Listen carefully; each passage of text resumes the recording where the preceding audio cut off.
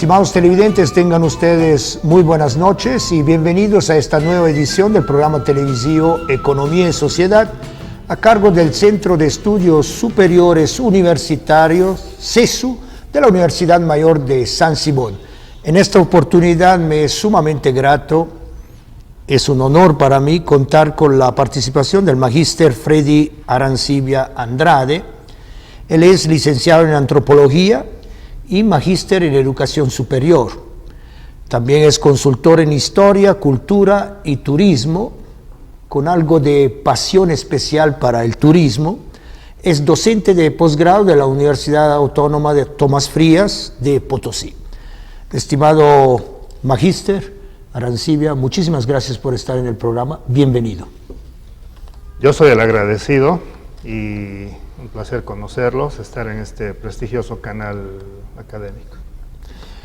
El día de hoy vamos a conversar de un hecho histórico que consideramos es muy importante y es resultado de una investigación que el magíster Freddy Arancibia Andrade ha realizado y que casi al finalizar del año pasado ha publicado en un libro Uncía y la masacre de 1923. Así que, magíster Arancibia, ¿por qué es importante investigar un hecho histórico como la masacre en Uncía? ¿Y por qué es importante recordarlo? Normalmente no es tan bonito recordar una masacre.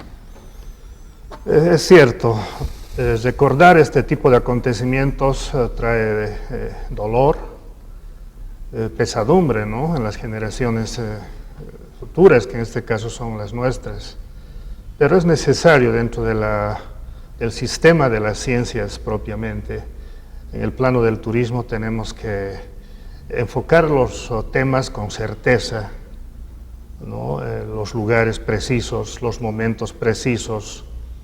Y es ese momento el que nos ha llevado a que vayamos en busca de este fenómeno que yo, como nacido en Uncía, Norte Potosí, Uncía capital de la provincia de Bustillo, este hecho ha sido recordado desde nuestros abuelos, ¿no?, en Uncía, y teníamos ideas que en el momento la sociedad misma nos inculcaba, nuestro mundo provincial allá en el centro minero, bastante álgido en cuanto a momentos políticos, mediante la actividad sindical minera, las intervenciones militares, en fin.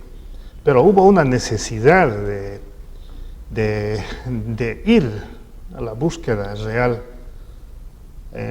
para discernir, para asimilar lo que realmente fue la masacre, ¿no?, en toda su extensión, ¿no?, como ciencia histórica, al margen del discurso político. Entonces, es por eso que para entregar este material a los turistas, visitantes, que ahora no son pocos a Uncía, desde la creación del Museo Histórico Simón y Patiño, en el primer palacio de este industrial minero que empezó su vida minera en Uncía, se ha hecho un sitio muy con bastantes visitantes turistas americanos, europeos y de todos los lugares, ¿no? Solo la pandemia hizo un bajón en estas visitas, pero está volviendo a retomar su actividad. Es importante porque hasta el momento de concluir este trabajo, pese a nuestra ya mayoría de edad, no teníamos claro el panorama, pero ahora sí, esclarecemos detalles, nombres, apuntamos a los verdaderos culpables, a los reales culpables, y entre bolivianos y extranjeros, para entregar este material al mundo turístico, ¿no?, que eroga además economía por saber verdades, no como se dice comúnmente, un guía de turismo no debe vender humo, sino realidades científicas. Bueno, volver al 4 de junio del año 1923, cuando se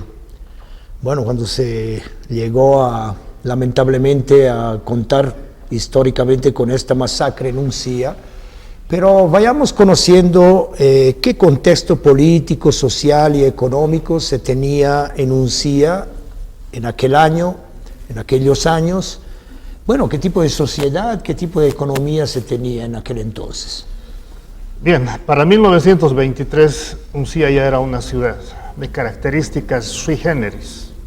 Uncía, a partir del descubrimiento de las vetas de estaño en 1885 por el irlandés John Minchin, y a fines de la misma década, hacia 1900, por Simón y Patiño, Uncía a partir de ese momento se convirtió en la esperanza económica de las poblaciones, de los diferentes estratos de la sociedad boliviana. Un país generalmente con desocupados. La minería fue la salvación al principio del siglo XX, después de la Guerra del Pacífico y después de la Revolución Federal. Migrantes principalmente de las minas del sur, se cesaron las minas de plata y miles de mineros aparecieron en la era del estaño, aparecieron en la empresa de Uncía, y del mismo modo migrantes del Valle Alto Cochabambino, ¿no? Y la ciudad privilegiada que vivió gracias a las minas de plata, se cesaron 140 minas de plata en el sur del país. Sucre, la ciudad privilegiada, quedó en una extrema miseria. También Sucre, una gran población de esta ciudad migraron a Uncía. Ahí se tuvo una alta sociedad sucrense que se conformó.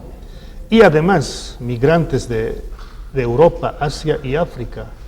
Tenemos la lista completa en este libro de quienes vivieron, quienes construyeron el centro de este pueblo, que de una pequeña aldeíta del Ayllu originario, del Ayllu Caracha, de una pequeña aldea se convirtió aceleradamente en una urbe europea, con más de 15 idiomas de Europa, Asia, África, hoteles, automóviles de lujo.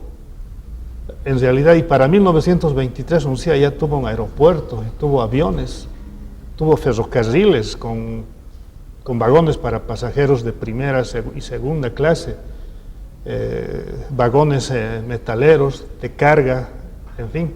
Ya era una ciudad además elevada ya en 1921 a rango de ciudad, ¿no? Entonces ese era el contexto económico, social, que generó la explotación del estaño, esa reciprocidad, ¿no?, entre el campamento minero, que está inmediatamente a continuación, la ciudad ajena a la empresa, ¿no? Uncía no fue un campamento minero. El campamento minero fue de la empresa minera La Salvadora y que absorbió a la empresa Uncía de irlandés John Minchin. Pero inmediatamente estaba la portentosa ciudad, Uncía, ¿no?, lleno de electricidad y todas las comodidades que puede tener una ciudad, inclusive superando a antiguas ciudades capitales de departamento. Ese fue el contexto económico al que llegó Uncía, ¿no? Y lógicamente los intereses económicos de países vecinos, de empresarios, en fin, todo un mar turbulento que genera la economía en aquel periodo donde la industria estañífera, gracias a Patiño, estuvo en la mira de todos los continentes, principalmente de las fundidoras de estaño, de Inglaterra y Alemania. Ese fue el contexto, ¿no?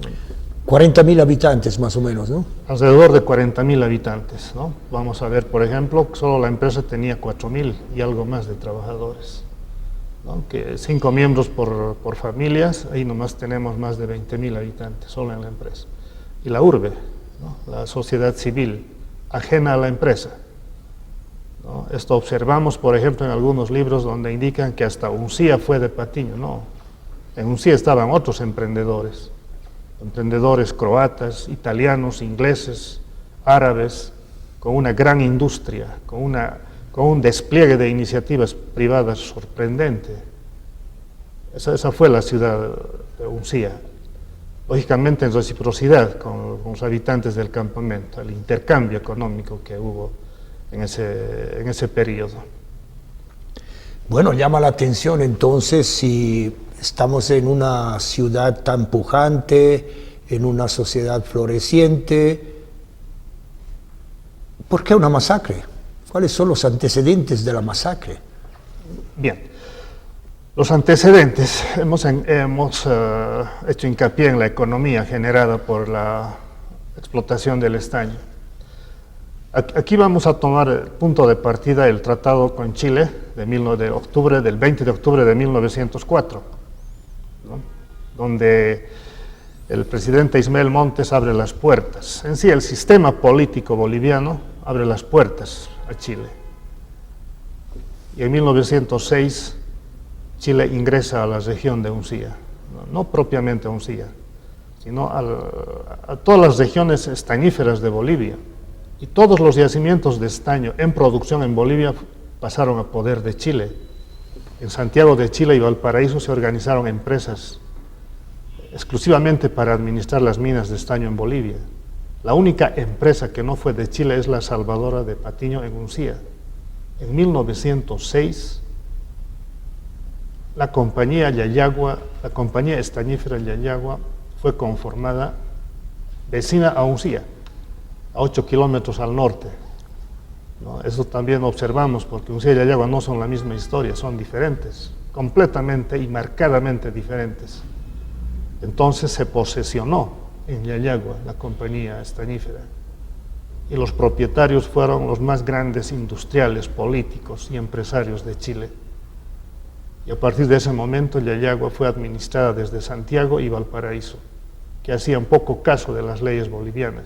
Aún peor, ninguna obediencia a la autoridad boliviana.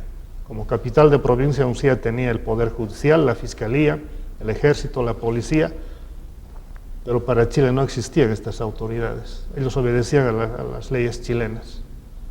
Entonces, el interés, inicialmente veamos este contexto transnacional, el interés de Chile de absorber la empresa La Salvadora de Patiño, y además al este de Uncía, a 20 kilómetros, los yacimientos de oro de Amayapampa, Capacirca, Chuquiute, que hasta ahora son yacimientos promisorios en oro. Ese era el interés del capitalismo chileno. En 1920, 3 años antes de la masacre, en Bolivia ocurre un golpe de Estado. Se encumbra en el poder el doctor Bautista Saavedra, en reemplazo del presidente José Gutiérrez Guerra. ¿Y cuál ha sido el eslogan del presidente Bautista Saavedra? Primero los acusó a los presidentes anteriores de ser sumisos al poder chileno, que desde 1904, entre comillas, bailaban a voluntad de Chile. Y que él, Bautista Saavedra, en 1920, en el poder, recuperaría Antofagasta. Y entra al poder con el apoyo del fundamental del ejército y del más grande sector de la prensa, liderada por Franz Tamayo. ¿No? También encontramos el nombre de Franz Tamayo por ahí.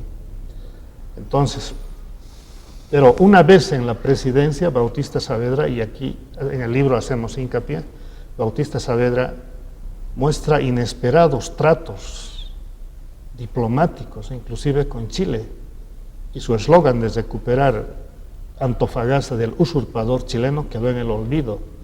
A partir de ese momento se ensaña con los obreros de Uncía, por 2 aspectos.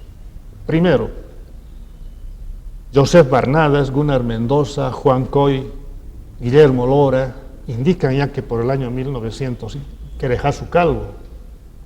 Es el libro que nos ha abierto los ojos para empezar también con esta investigación, porque él habla de la presencia chilena sin tapujos y con detalles exactos.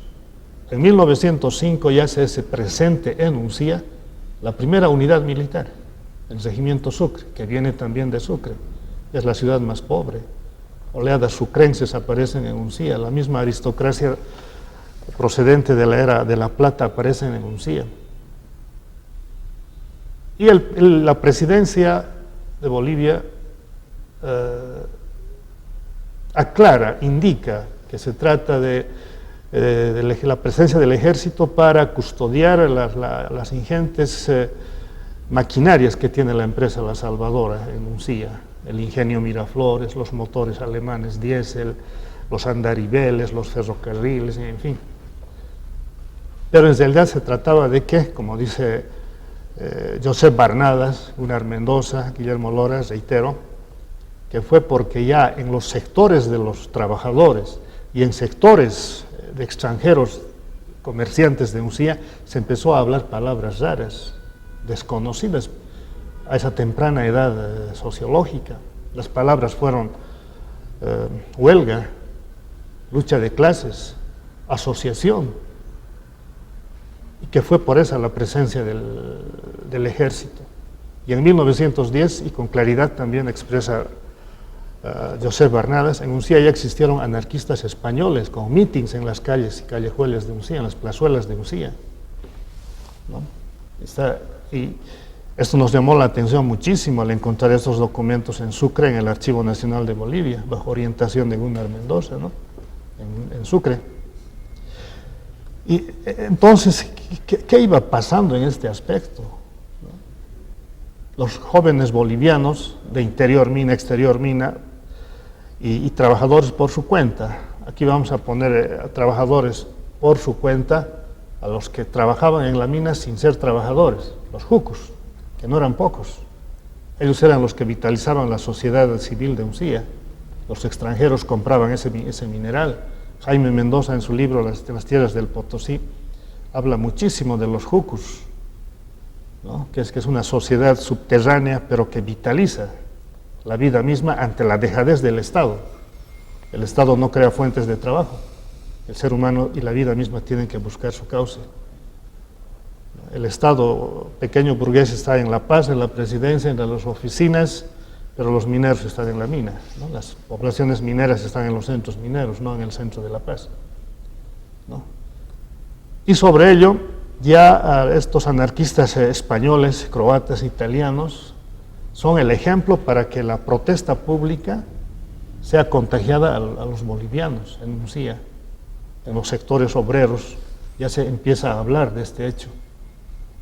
Sobre ello, Trifonio Delgado González, en su libro 100 años de lucha obrera en Bolivia, en el periodismo minero de esa época, indica de que en 1918-1919, Bolivia experimentó las dos primeras huelgas mineras, pero en el hecho, ¿no? La huelga como tal.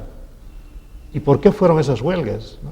Por la repercusión y el contagio de la Revolución Rusa de 1918. Inmediatamente ya estaban los trabajadores intentando dinamitar los motores diésel, los andaribeles, ¿no? Los teleféricos metaleros, que eran ingentes instalaciones que hasta ahora tenemos ahí las ruinas, ¿no? Y la Internacional Comunista de 1919, que ya llega a sus efectos a través de Buenos Aires. Uncía marcó su actividad comercial con Buenos Aires y con Chile, con Antofagasta. Por ahí entró el comercio a Uncía.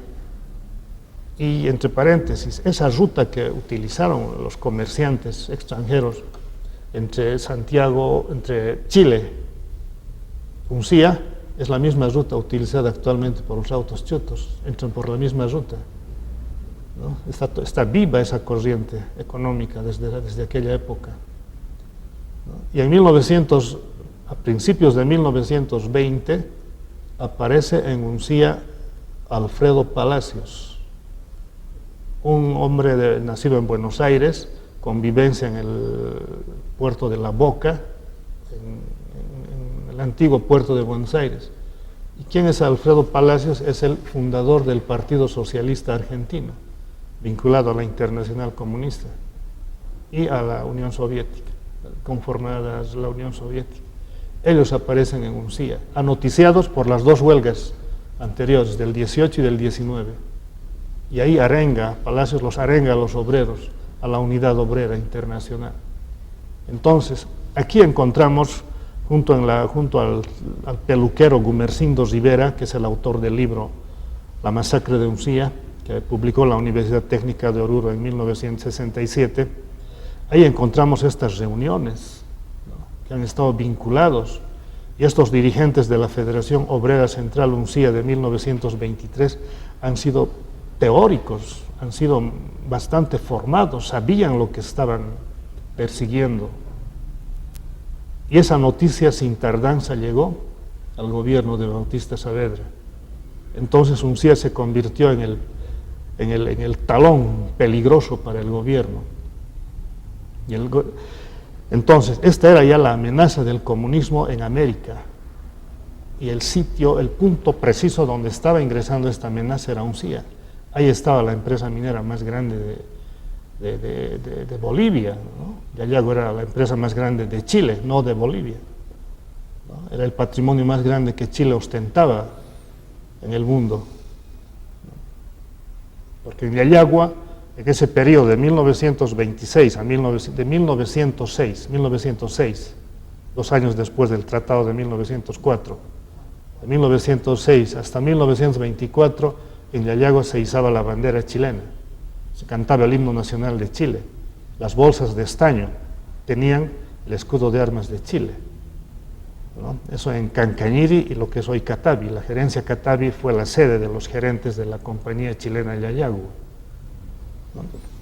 Entonces, y para resumir algo, podemos extendernos, en ese periodo de la masacre de Uncía, el presidente de Chile era dueño de Yayagua, ¿no? El doctor Arturo Alessandri Palma.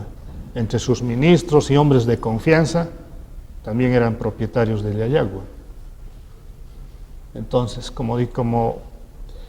entonces ya aquí empezamos a armar el rompecabezas. Chile, a través del presidente Bautista Saavedra, requería que la empresa de Uncía, La Salvadora, pase a poder de la compañía Yayagua. Además, en Uncía tuvo 2 grandes opositores, la voluntad chilena, el doctor Dulfredo Campos y el famosísimo entonces joven médico Jaime Mendoza. Ellos, ante la entrada de Chile a Yayagua en 1906, se preocuparon de ver la manera de cómo enfrentar a esa invasión pacífica, que después del litoral boliviano ya estaban en la región estañífera más rica de Bolivia. Entonces, Dulfredo Campos y Jaime Mendoza hicieron materializaron la creación de una nueva provincia, con una sólida capital que tenga la presencia del Estado boliviano, Poder Judicial, la Fiscalía, notarías y en fin, porque la capital en ese momento era San Pedro de Buenavista, a más de 200 kilómetros, sin camino estable, sin transporte organizado. Entonces, se creó la provincia de Bustillo y se estableció la presencia del Estado. Y ellos fueron los que frenaron el avance chileno sobre el estaño de Uncía, el oro de Amaya-Pampa y sobre las regiones argentíferas de Colquechaca. Entonces habían 2 razones para el presidente Bautista Saavedra para ensañarse con Uncía. Primero, el avance del comunismo y segundo, la oposición que presentaba la sociedad uncieña ante la presencia chilena. Porque el presidente Saavedra se comprometió como hombre, no solo como hombre, sino como presidente de la República de Bolivia, a exterminar completamente al sindicato minero de Uncía, que era la Federación Obrera Central Uncía. Y cumplió para permanecer bien parado ante la oligarquía empresarial chilena y ante el gobierno de Santiago de Chile. E hizo tabla rasa con Uncía. Y de ese modo, y sobre ello, Uncía se quedó en 2 años de estado de sitio y toque de queda, la presencia de 4 regimientos militares, 2 años en el que toda la actividad económico-productiva, hotelera, de transporte, iniciativas privadas, que no le había costado para nada al Estado, a la administración del Estado pequeño burgués, que no le costó nada. Uncía generó su propia actividad. Esa experiencia traída de Europa, de Asia, toda esa actividad hizo que esa población tenga todas esas actividades, pero con 2 años de persecución militar, policíaco-militar, persecución política, familias enteras salieron de Uncía, ¿no? Entonces, ahí es donde encontramos lo que fue realmente las causas para la intervención militar, el comunismo y doblegar a la empresa de Patiño para entregar al capitalismo chileno. Bueno, lamentablemente el tiempo corre. en pocos instantes, minutos, bueno, recordar la masacre, pero es triste y no vale mucho la pena profundizar aquello, pero sobre todo un punteo de las consecuencias. Bueno, como consecuencia, una de las primeras consecuencias fue que el gobierno de Bautista Saavedra, con estos 2 años de sitio militar, perseguía que se olvide todo lo violento que fue la intervención, que ya no se recupere más, que quede en el olvido, ¿no? Pero no fue así, ¿no? Y luego otras de las consecuencias, toda la actividad económico-productiva de Uncía comenzó a desvanecerse. Ya no había garantías para que siga ahí el comercio. Ya había el traumático recuerdo, ya no permitió aquello, ¿no? Es por eso que el presidente también ya no le permitió ampliar a la empresa de Patiño en Uncía, sino que le instó a que sacara muchas más actividades e instalaciones hacia lo que es hoy Yayago Catavi y siglo XX. Yayago no existía aún, ¿no? Los sectores urbanos pequeños eran Cancañiri como actividad minera y Catavi metalúrgica, donde estaba el ingenio Chile. Entonces también las instalaciones de Uncía fueron trasladados a Catavi y al naciente sector denominado siglo XX. Entonces la decadencia de Uncía vino ahí también, y Uncía ya no pudo más recuperar. Pero el triunfo político transnacional del presidente Saavedra fue sentado. Uncía ha sido ahogada, el movimiento obrero de Uncía ha sido ahogado en su propia sangre, ¿no? Y una historia que lamentablemente la educación boliviana no ha registrado en su contexto, ¿no? Ahí, por ejemplo, en el discurso corriente a veces oímos decir que fue Patiño el que instruyó la masacre, pero nosotros ponemos en entretelones este hecho. Las órdenes para la masacre de Uncía vino de la compañía estañífera Yayago, un consorcio boliviano-chileno que quiso apoderarse del yacimiento de estaño de Uncía y de yacimientos de oro de Amaya-Pampa, y al mismo tiempo evitar el ingreso del comunismo en aquel temprano periodo a Bolivia y a Sudamérica. Muchísimas gracias por haber estado en el programa y por haber contextualizado un momento histórico que es importante recordar y no olvidar. Bueno, en realidad yo soy el agradecido, ¿no? Es un trabajo que está tomando su importancia en el contexto más allá regional, nacional y también internacional, ¿no? Y bueno, yo soy el agradecido.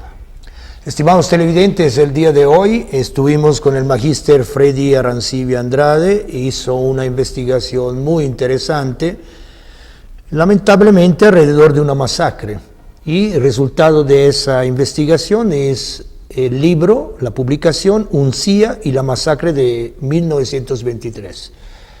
No se trata de fomentar resentimientos, no se trata de seguir alimentando odio, se trata de decir la verdad y buscar a través de los hechos una verdad histórica. Estimados televidentes, esperamos que el programa haya sido de su agrado. Muchísimas gracias por su fidelidad. Hasta una próxima oportunidad. Muy buenas noches.